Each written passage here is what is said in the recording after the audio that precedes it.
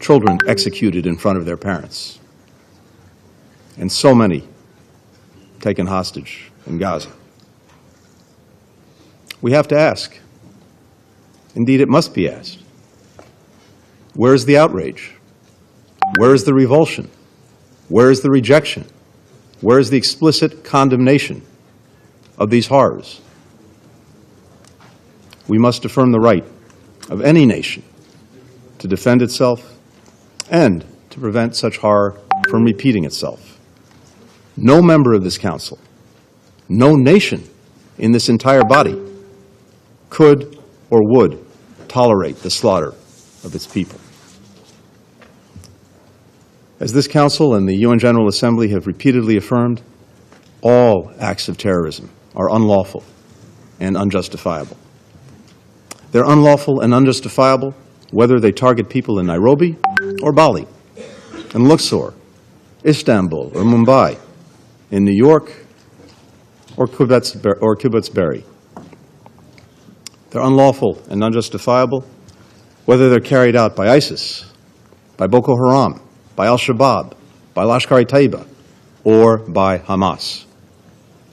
They're unlawful and unjustifiable whether victims are targeted for their faith, their ethnicity, their nationality, or any other reason. And this Council has a responsibility to denounce member states that arm, that fund, and train Hamas, or any other terrorist group that carries out such horrific acts. Let's not forget that among the more than 1,400 people that Hamas killed on October 7 were citizens from more than 30 UN member states, including many of the members around this very table. The victims included at least 33 American citizens. Every one of us has a stake.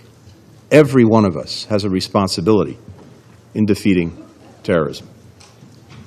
Second, we all agree on the vital need to protect civilians. As President Biden has made clear from the outset of this crisis, while Israel has the right, indeed the obligation, to defend itself, India is deeply concerned at the deteriorating security situation and large-scale loss of civilian lives in the ongoing conflict.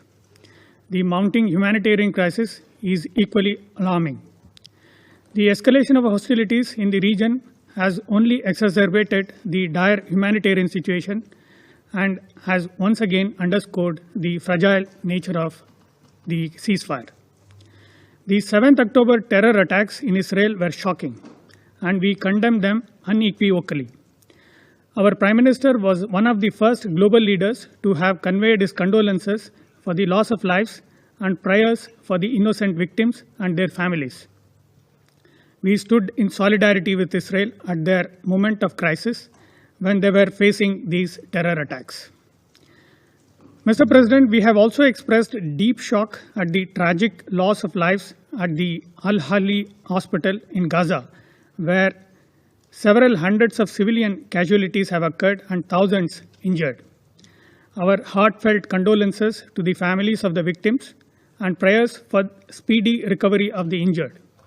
Our Prime Minister clearly spelled out that those involved must be held responsible.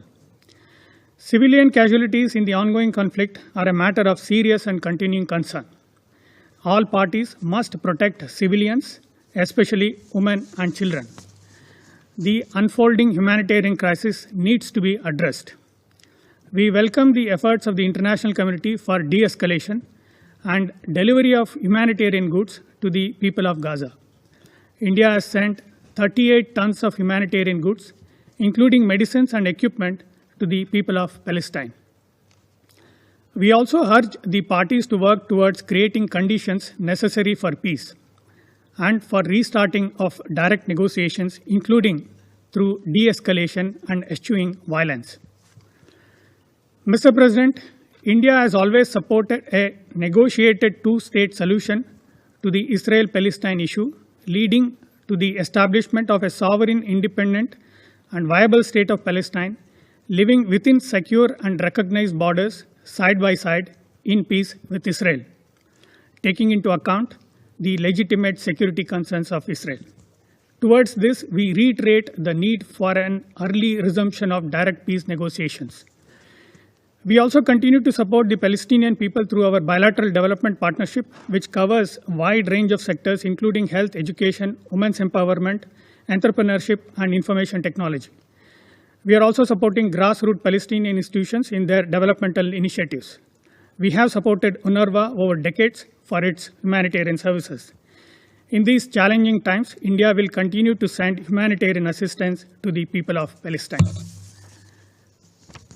Mr. President, current escalation has once again underscored the need for immediate resumption of credible direct negotiations between Israel and Palestine. Every effort must be made to create conducive conditions for resumption of these talks. We welcome all efforts of regional and global players aimed towards restoring normalcy. To conclude, let me reaffirm India's firm commitment to achieving a just, peaceful, and lasting solution to the Israel-Palestine issue. Mr. President, before I end, there was a remark of habitual nature by one delegation referring to union territories that are integral and inalienable part of my country.